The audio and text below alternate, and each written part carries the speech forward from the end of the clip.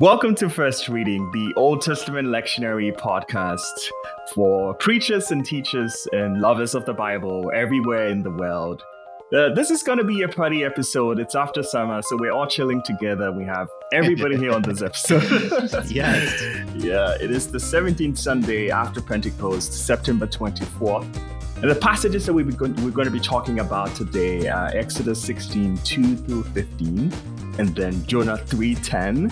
Chapter 4 through 11. So we're going to try to take all of that together. But first, we're going to start from Exodus 16. Am I right, guys? That's right. We've got a First Reading Brady Bunch episode going on here. Yes, that's right. We're all here. What is this passage in Exodus? What's going on here?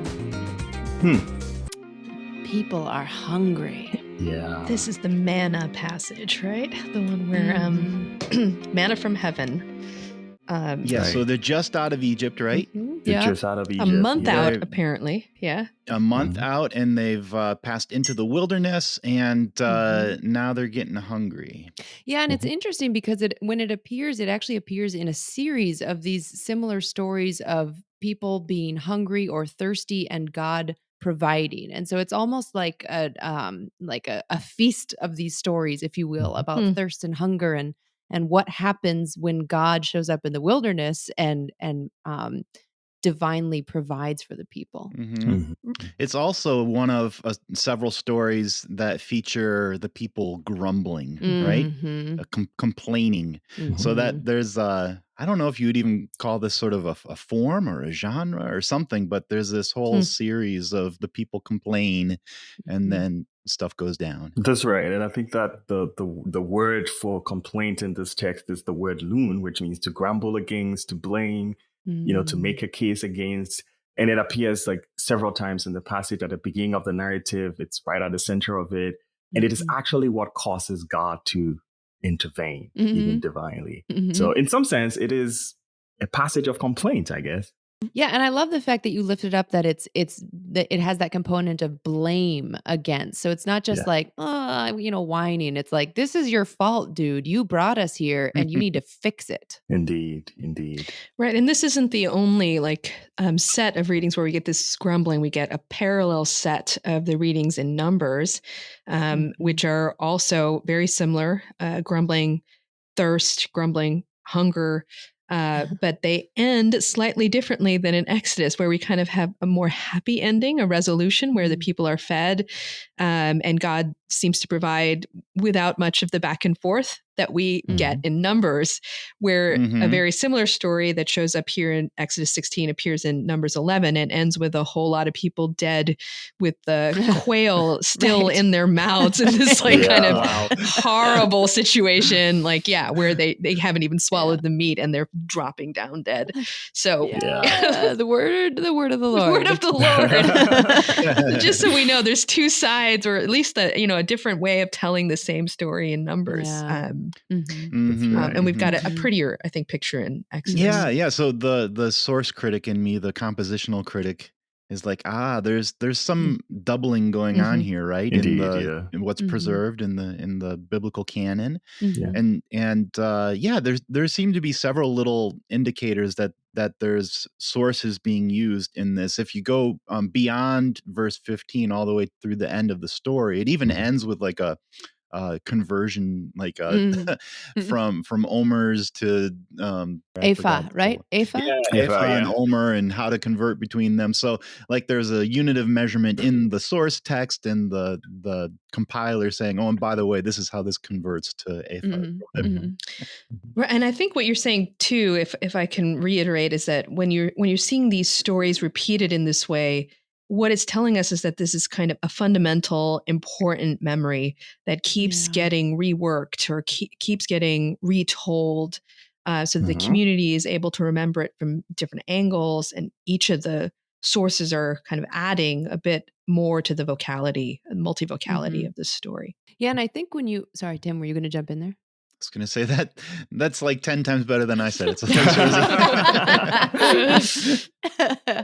yeah, and I think narratively too, when you look at the whole expanse, the the narrative effect of these stories being repeated and then sort of upping their intensity of the consequences Yeah.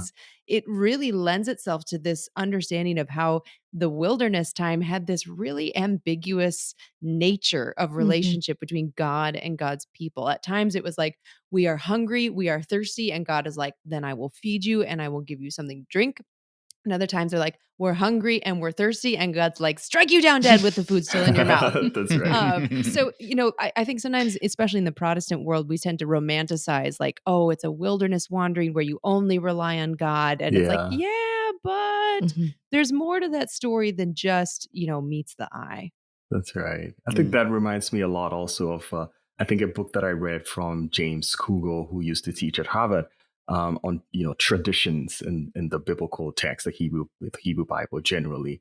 And I think there is some kind of a tradition to wilderness. Like Yeah. if we step back and look behind the text, there's some like different sorts of traditions and beliefs about wilderness. And to a good extent, we see some of it represented here in the text in the way that it describes, the scenes and the flow of events. Yeah, wilderness tradition. So Mhm. so if we're coming at this from like sources and different memories that have been reiterated in core memories, what sort of preaching angles do you see might come out of that? I was thinking a lot about the complaints, right? The make a case against, the Mm. blame, right? I was thinking a lot about that and, what that might necessarily mean, especially since for me in my reading, it repeats itself a whole lot. And Mm. I guess what I'm going to offer here is more of like a counter reading instead of like leaning towards what the text, says and allows us to do. Because for a long time, a lot of early Christian interpreters have read the complaints as like a sign of ingratitude and it's Mm. childish, it's faithless, Mhm. and so on and so forth.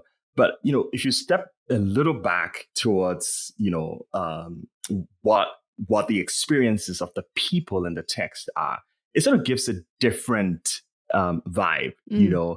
These are people who had just been released from from Mm. slavery in Egypt, right? Most of them were born into slavery. They had no other way of, living. They Mm. were on a journey in search of home, right? They were Mm. going somewhere that they Mm. didn't know. So the uncertainty, wilderness, the temperatures, and, Yeah. some with children and so on and so forth. Essentially, they are experiencing suffering in a really deep way. And on top of it all, before their hero Moses got them out of Egypt, there was some kind of a promise, like, I'm taking you to a place that is far better than where you Yeah. are, right? A land, filled with honey and milk and so on and so forth. And so I think that from that perspective, then the complaint will not just be, faithless, murmuring or childish murmuring, but it would rather be out of desperation and out of Yeah. um, you know, disappointment, right? Hopes cut short, you know. Mhm. So Mhm. instead of reading the complaints as unnecessary and that, this is the way to trust God, not to make any complaints against God and God responds to faith and things like that, why don't we also put the spotlight on the suffering of the people and read the Yeah. text from that angle? So, perhaps I would say if preachers are thinking about other ways of reading and looking at the text, maybe consider the conditions of the people. Not to say Mm. that this is like historically accurate or factual, whatever, or the Exodus actually happened. I think it's far beyond that. But as much as the text allows us to, Yeah. thinking of the expectations of the people in light of the promise, in light of where they were told they were going, and the hopes that they had, I think the complaints make sense. Mm. Yeah, the complaint is almost a way of holding God accountable to God's Mm. Indeed. promises, Mhm. like Mhm. having high expectations for God, and when things aren't going the way that God has indicated that they ought to, Mhm. voicing that. And it's interesting, at least in the Exodus version here, God's not upset with their complaint. Right. Not at When all. Exactly. God hears it, God provides. Yeah. Yes. And so there's a responsiveness to the complaint in this story. Indeed. Yeah. That's an important point to make because as much as and the grumbling stands out because it's repeated 8 times in the Mhm. chapter over and over, but the Mhm. words God hears So Shema is in there a lot too. It So is. I think as Mhm. much as preachers, and as tempting as it is to say, just blame these people that we've never met and have no Right. relationship to, like they're so Right. horrible. The idea here is that God does hear in when we're these legitimate needs that the people are Yeah. complaining about. They need food, they need water, they need some sense of security, they need some sense of direction and leadership. And those are the things that Yeah. people are crying out for.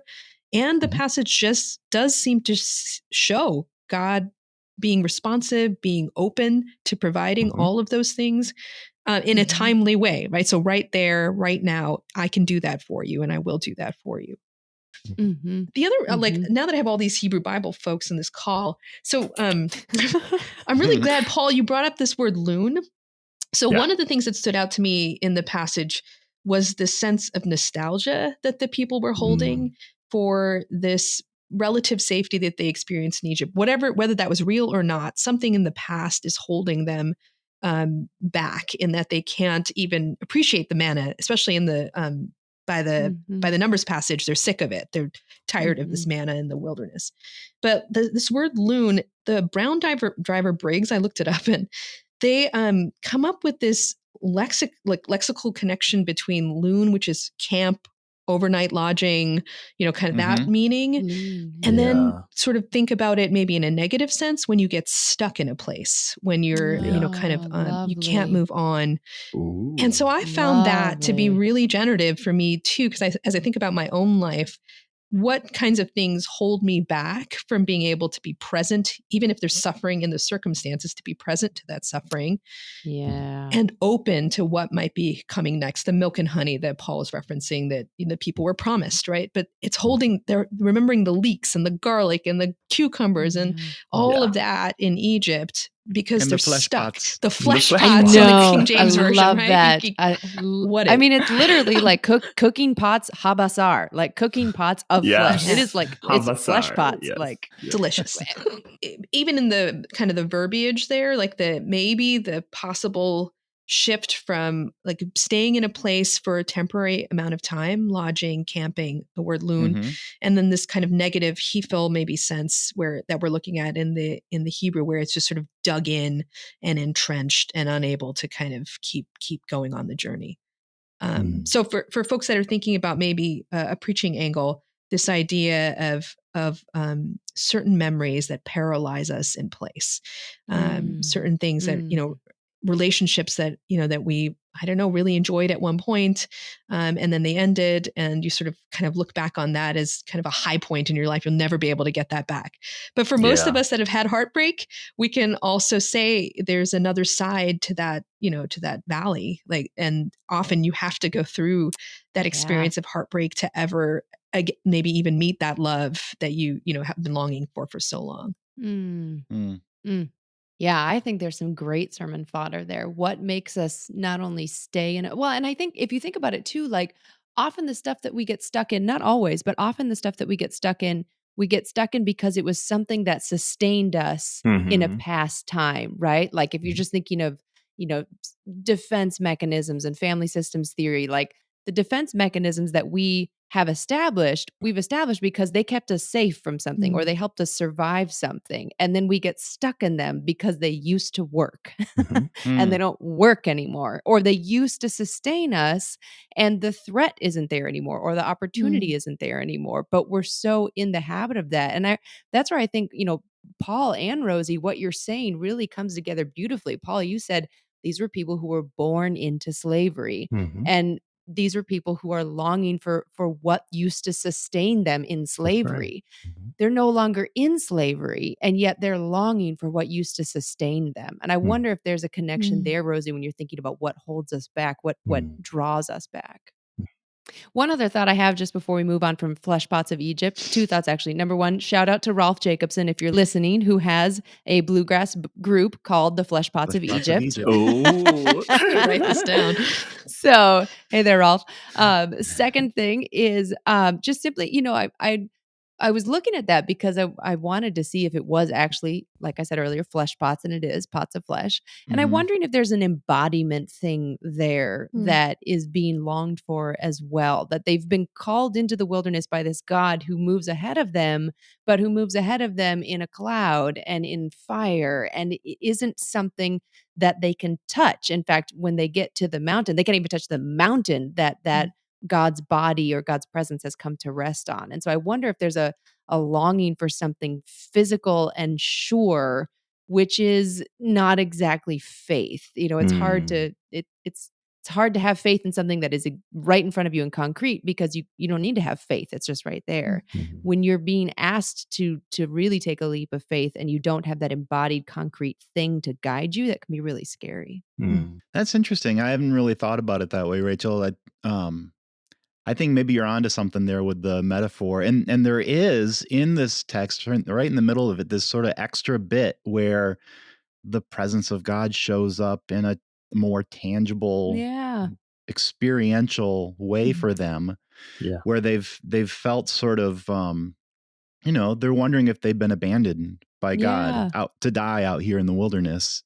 And part of God's response is to provide the food they need, but the other part of God's response is to show up Yeah. Mhm. Mm. in the kavod of Mm. God present Mhm. in the cloud. Mhm. And Yes. there's this sort of like choreography in the text. They all sort of Mm. like slowly turn Yeah. and look Yeah. towards the wilderness, and there in the cloud is the presence of God. Yeah. Yeah. And evidently, I mean, the way it's told in the story, that's part of what they needed. They needed Nice. to see that God really was with them, Mm. and that did it. They felt that God was with them. So yeah. Yeah, just when you were talking about the presence of God and describing the kavod and everything else, I just, remembered, how powerful it is to think of divine, encounters and interventions and Mm. miracles like this and providence even, Mm. as a way of bringing relief, social economic relief to a suffering people, right? Because Yeah. often we have a way of thinking of, miracle as like, a display of omnipotence and the show Mm. off of the miracle worker's ability, right? So, Mm. Mm, we put all the light on the person working the miracle, even in prophetic text, right? It's all Mm. about Elijah. And the way Elijah and Elisha are introduced is by, recounting the series of miracles that, they perform. But it's also really inspiring to see that miracles don't happen for the sake of the miracle worker, but primarily for the Yeah. receiver of the miracle, right? And in Mm. this particular case, we're suffering people in need of Mm. food, hungry, desperate, that a miracle or God can show up divinely in a way that will bring them relief, right? Mm. What's more beautiful than divine interventions like that, right? mhm, Yeah. mhm. Wow. Mm. Food and presence. Mhm. Yeah. Yeah. Yes. Mm-hmm. One other thing that struck me as I was reading through this was the way that the complaint isn't actually directed against God Mhm. here. Right. It's directed at Moses. Moses and Moses and Aaron, Aaron, yeah. and the two of them go to great lengths to emphasize in the story that this complaint is not actually against us. You're actually complaining against Against God. God, yeah. And in other complaint stories, like Moses takes the complaint, and we get this little like side conversation between Moses and God.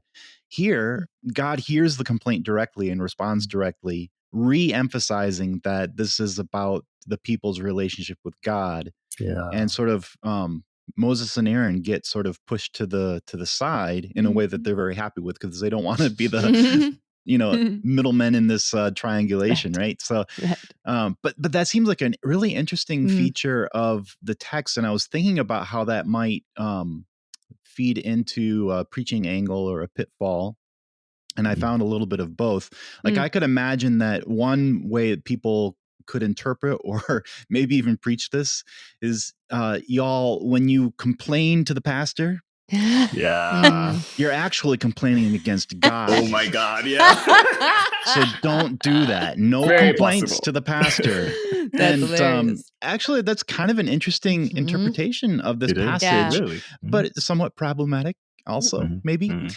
And A bit. Very. and I was thinking, but how can you take that point that's in this passage and turn it into something that would actually be healthy and meaningful for a congregation? And I was thinking that one of the problems in the complaint is that the people have kind of written God out of the picture. Right. Like Mhm. they're not atheists, Right. but Nah. in this instance, they're thinking on a what we might call a secular plane, right? Yeah. Like Yeah. they're out here in the wilderness, they don't have food, they're going to die, and they complain to the human leaders. Right. And it's important. It seems important to Moses and Aaron, to God, and to the narrator that God be written back into the picture here. Yeah.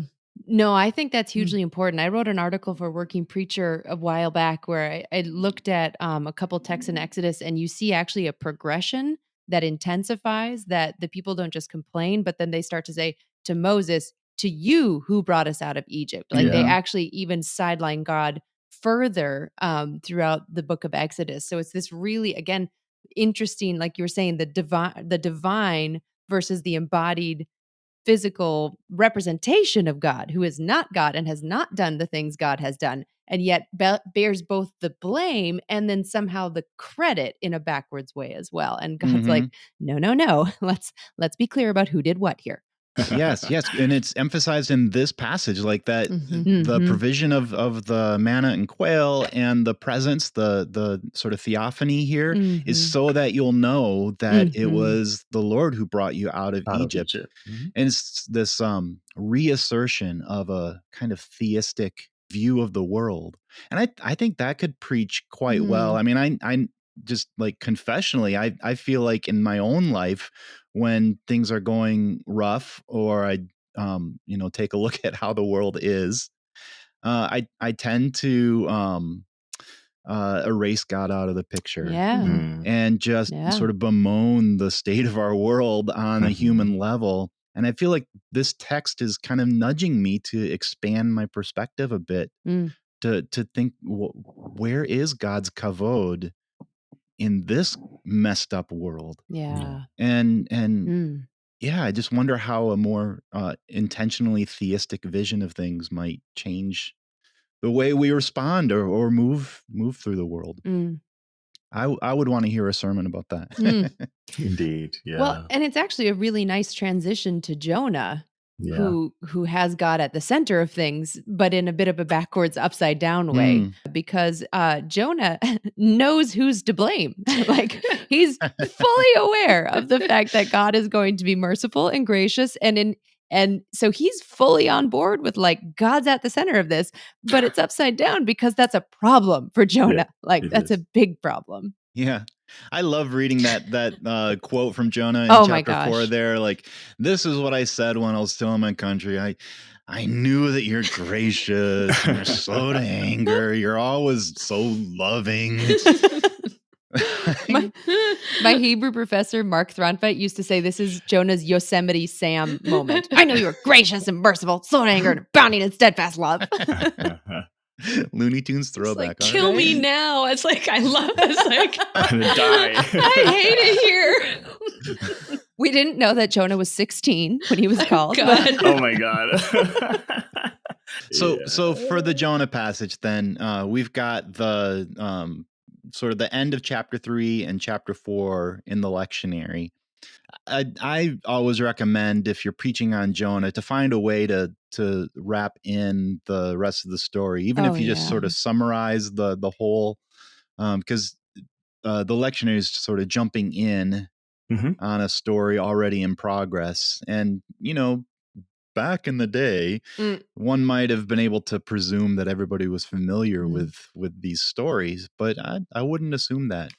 So having some sort of a little bit of literary context for folks is can come in handy. And also add to the humor of the story, because I think that's Oh my one of my, gosh. this is what just, it jumped into the sort of punchline at the end. Yeah. Right. But then you kind of need to get the whole lead up of like Jonah Yeah. and God and the whale and running away from God already. Yeah. I don't want to go to Nineveh. I kind of know what you're going to do there. I'm definitely not going to preach there. Fine, I'm going to preach there. And then have the most successful like preaching mission ever, because the entire nation like falls falls to their knees and repents to such an extent that even God relents and says, you know what? These folks are truly sorry. Like, and I'm like, this is amazing. And that's when we jump in. It's God has now decided this, they have made a genuine repentance here. And I am turning around from what I said. And Jonah's like, I knew you'd do this. And by the way, side note, preachers, pay attention here. Jonah's sermon was 5 words. And instant repentance from the whole population. Oh my God. Careful, because we're a preaching podcast. So does that mean we only get 10 words? Brevity is the soul of wit. That's exactly. Oh gosh. But my favorite thing is so I was looking at this, is it right for you to be angry? Oh, I love that line. It kind of punches my gut. Oh. Is it right for you to be angry? Because I looked at the Hebrew, and so is it do you do well to be angry? Like, so the yatab is the one that kind of caught me there. I was like, are you doing what's best for you? Because the lecha at the end, kind of like to you, for you. What's happening here? Is it good for you to be angry in this way? Rosie, preach. And then again in verse 9, right? So God repeats the question, right? Yeah, again, is it right for you to, is it best for you to be angry now about this bush that I grew up for you and gave you a little bit of a sense of, the generosity of God, the mercy, the like shade that you experience in the midst of the sun? Yes. Angry enough to die is what he says. Yeah. But then it's the play in the language there. It says, literally, it says, I do well to be angry. The yatab is there. I'm good to be angry. That's what I'm supposed to do, even to death. And I thought again of the Israelites crying out for it's right for me to, this is what's right. This is what's just. And give me what I want, even to death, right? You might as well kill me here because I was better off there. And I was like, the cry sounded so similar to what was going on there and here, that I was like, if preachers are looking at it, like this resonation, like between these two texts. No. Yeah. What is it good to be angry about? Because there are things where, like, Tim, you're mentioning too, we look out in the world and this desire for justice, it moves us to anger. A righteous anger. And that is what Jonah is saying. I have a righteous anger. Exactly. Yeah. Right. And it really kind of cut me. I'm like, because I use that righteous anger quite a lot, I think as a kind of a knee-jerk reaction when I look out at the world. And then I hear this question, is it right? Is that best for you to be angry? Yeah. Oh, I just zeroed in on the preposition there. It's is it right for you? Yeah, I know. Hahetev chara lach. Yes. And it's I might translate it, does it do you any good? Oh, that's good to be angry. Oh yeah. Right. Yeah, I mean, and what's so interesting about Jonah, this is one of the reasons Jonah is one of my favorite books of the Bible. Okay, friends, we've heard this before, but it's true. Is because Jonah absolutely has the right to be angry here. These are the Ninevites. This is the big, big city of Assyria. And the Assyrians steamed into the northern kingdom. They destroyed it. They were merciless. They pulled people out. They exiled them. From that action, we have Samaria in the New Testament where people sort of worship God, but not in the way they're quote unquote supposed to. The Assyrians were the bad guys. This is like God showing up to Luke Skywalker and saying to Luke Skywalker, is it good for you to be so angry about this emperor? And Luke's like, yes, actually, I have the right. But if we run with that metaphor, no, it wasn't good for him. So he did have the right to be angry if you're still thinking Luke Skywalker, but if he gives into that anger, it ends up destroying him as well. And so I see this book. I love to put this book in conversation with the book of Nahum, because Nahum is just absolutely PO'd at the Assyrians and super glad that someone is finally destroying them. And this is almost like the end, not maybe the end, but the other side of that coin. You absolutely have the right to be angry here, but what does it do to you? When is it good for you to just be consumed by that anger? And Jonah's enough to die. And God's like, that's kind of my point. This is my point exactly. Yeah. And remember, those two books are on the same scroll. Didn't Yeah, know I mean this. it's the scroll of the 12, right? the scroll of the Yeah. 12. Right. Yeah. Which and again that sort of credo there of compassionate, merciful, slow to anger, abounding in stuff. Oh, That's repeated in several of those books in the scroll. yes. Not just here in Jonah, and so that's kind of a running theme, and there's a conversation happening about what that means and who it applies to Yeah. in those books. And I think, I mean, I would at a certain level just want to honor Jonah as well in his anger. Were you going to go there, Paul? I was gonna go there. Go. Yeah. I was thinking about the desire for vengeance, right? Yeah. And the readiness that Jonah has for Nineveh to die, right? Like these people do not deserve God's mercy, versus the way God takes all of that desire, right? Negative energy, if you like, and dissolves all of that in mercy and goodness and turns it into something good and reverts it back. But certainly, there's something to honor about Jonah's like courage to even be angry, right? Yes. With God about that. And I kept thinking, boy, I'm not angry enough with God about some things, because I tend to, even personally, I tend to be, try to, polish up my relationship with God, like way too, clean. Like I try to take out all of the, negative energy. And I'm like, I'm coming to God. I don't have to come to God with anger and all of those things. Yeah. But Jonah is exemplifying something completely different. It's like, I know what you're doing and I knew you were going to do this and I didn't want to participate in this. And because of that, I'm angry at you. And, it's bold, it's courageous. And that's what I like about Jonah. Yeah, I've written a little bit about anger. And in my study of anger in the Psalms, I had to go through and study all of the places where we can say that a human is angry at God. And there's very few. There's like 7 of them in the whole Hebrew Bible. This is the one that gets closest to a human actually naming explicitly to God, I am mad at you. We never see that in the Hebrew Bible. No one names it explicitly. But here, what's so great is God says, is it good for you to be mad? And Jonah's just like, yep, buddy, it is. So, and what's beautiful about that is it doesn't provoke anger in God. It does not, I mean, God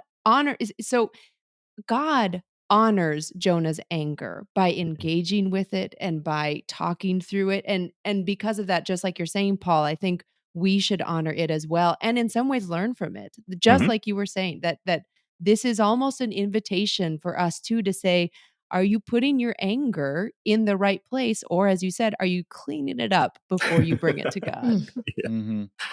Yeah, I was also impressed with the response of God to Jonah's anger, right? It's not reprimand, at least not directly. It's questions. Yeah. Does this do you any good? It's so rabbinic, right? Should I be concerned about these people? Should I be concerned about their animals? And it's sort of God's engaging with Jonah around this. Yeah. So here's where I think there's a tie-in to the gospel reading, right? So I'm listening to this and I'm like so Matthew 20 verses 1 through 16 is the pericope for this Sunday. It's the parable of the wealthy landowner who has a vineyard and he goes out in the morning to get workers. He goes out at 9 a.m., noon, 3 o'clock, and then at 5 o'clock. And each time he promises, I will pay you whatever is right in verse 4, right? So that word right is there. I'll pay you whatever is right. And then in verse 15 at the end, when the workers obviously in the afternoon who say they bore the heat of the day, they're upset because they can see that everybody's getting exactly the same wage. They're getting exactly the same daily wage. And they said, why shouldn't we get paid more? We were here since 6 a.m., since dawn, and we should be paid more. And the landowner's question is, are you envious because I am generous, right? Yeah. And it was so interesting because when I looked at the Greek, it was like, is your eye it's your eye that's the problem. Is your eye bad because I am agathos, because I'm good? So is there something about your vision that gets dulled because of what I've done, right? Because of that, and it cut me when I saw that. I saw it because he said it's about this word just. I will pay you whatever is right. The word is dikaion, so whatever is just. whatever Yeah. is, but that word justice is what's being played with in Jonah, in Exodus, Mhm. and here in this parable of like, what is Mhm. justice versus, is it grace, mercy, like this Well, unmerited? I mean, just like stop right there, right? There's this play in the Gospels, what is truth? This is a Yeah. great, parable for that. What is justice? And right. And so Mhm. this human's desire for a justice that includes vengeance, right? What Paul was saying, Yeah. That's right. revenge, crushing, that Yeah. power of God.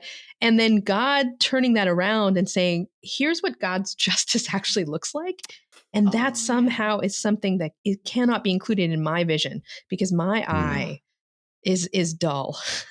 I just Yeah. I just got I just got teared up because what occurred to me when you were talking, Rosie, is like God is saying what justice looks like is the kavod Adonai, is Yeah. like the presence, right? Like That's right. it's Yeah. the presence that we need, that is of mercy, slow to anger, abounding in steadfast love. Like that's justice. And we would rather have justice that is clear and vengeance and always on our side. That's right. Yeah. Oh, Rosie.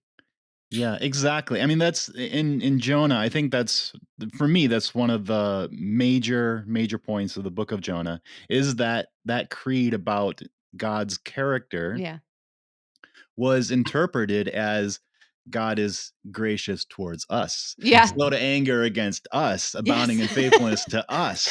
And Jonah's questioning that and saying, this is not about something just specific to us. This is Yeah. innate to God's Yes. character. Mm. And wherever God finds repentance, that mercy, that grace, that compassion is going to flow out in that direction. And so Yeah. you don't get to say this is for us, but not for them, Yeah. even if the them is like, Nazi Germany, Yeah. Yeah. Right. right? Right. I mean, Or the well, Assyrians. or I mean, this is 9/11, folks. Mhm.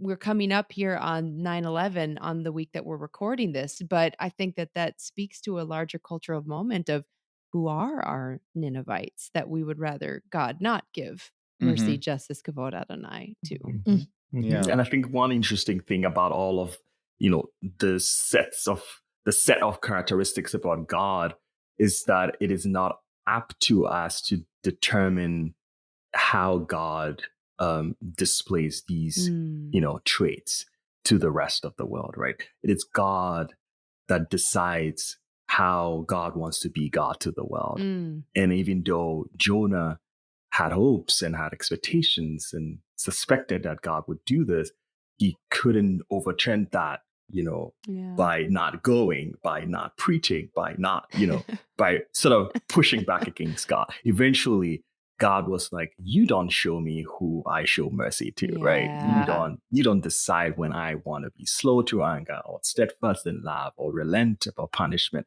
I decide what I want to do Mm. because I am all of these things together, right? And that's Mm. really interesting. I Yeah. I love that. I love that idea that you can't stop God from being God. You can either let God be God or you can let God be God while you're covered in whale puke. Your choice. Yeah. By the way, this theme of God's prerogative to show Mm. grace and mercy wherever does kind of show up back in that Exodus Mhm. passage as Oh, yeah. well. Even though it's Yeah. the Jonah one that's meant to go with the gospel in the lectionary, Yeah. it also kind of shows up in the Exodus passage a little beyond the lectionary reading. In verses 17 through 18, Mhm. it describes the collecting of the manna for the first time, and it makes a specific note that those who gathered way more than they were, like worked harder than they were supposed to, and gathered a whole Yeah. bunch. Turns out, and when they counted, they had just exactly the same as everyone else. And those who were kind of lazy and just collected a little, they ended up having is just as much as everyone else.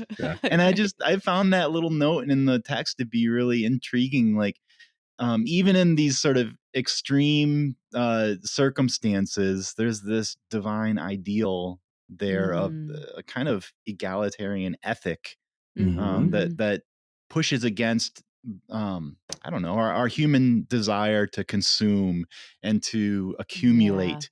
And there's a sense of God's provision reaching out to those who've worked more than their share and those who've worked less than their share. Mm. God's mercy, God's compassion on the people goes out evenly throughout. That just strikes me because, when we were reading the Exodus 16 passage, I was reminded of this idea of daily bread that that Jesus prays for in the Our Father. And if it's connected to all of this, when Jesus says, "Give us our daily bread," to me, if we're now also adding the Jonah piece that we've picked up too, is that it's an incredibly generous prayer, that it is for all, and that everyone gets what they need. That's just, to me, just kind of blows my mind and changes the way that I might engage this prayer, that line, give us our bread, give us what we need. That's beautiful. Martin Luther has a nice bit on that in the Small Catechism, but that's just for my Lutherans out there. We have I'm teaching a Pauline theology class this fall, which is funny on multiple levels, but also a lot of fun. And one of the things we're doing is weekly Greek translations. I promise this applies. And I had a student who was translating 2 Corinthians 8, 7 through 9. And it has a phrase in there that's often translated the grace of Jesus Christ. And this is in the concept, we're looking at economic rhetoric this week in Paul. And so she's started to replace the word grace of Jesus Christ with the generosity of Jesus Christ. And I just was yeah, exactly. I mean, there's just something really delightful in expanding our view of grace in including this sense of generosity in it as well. So that's a shout out to Nicole. I'm doing all the shout outs today. I love it. Well, I feel like we've touched on a whole lot. If I were preparing a sermon, I feel like I've got lots of food to prep. Lots of manna. Lots of manna. Just the right amount, actually. So, y'all, this has been a really fascinating conversation, and I'm loving both of these passages even more than when we started. So thanks for some great conversation, everyone. Yeah, this is fun. Okay, so that'll bring our party episode to a close for this week. First Reading is produced by all four of us, me, Rosie, Paul, and Rachel. You can find all of our back episodes on just about everything you'd ever want to read at firstreadingpodcast.com. We're also hanging out on the Facebook and posting our episodes there from time to time, and we love to see those comments that show up, and we love to interact with those. So find us there or send us a note at firstreadingpodcast@gmail.com, and we'd love to interact with you in that way as well. Thank you all for listening, and we hope you have a great week and enjoy preaching from one or more of these passages. Until next time, I'm Tim. I'm Paul. I'm Rachel. And I'm Rosie. Happy preaching. Week. Oh, shoot, I messed it up. Sorry. Oh, no. Can you just cut me out there? No, I'm going to include that. It did. It sounded pretty good. Rachel has to have the last word every time.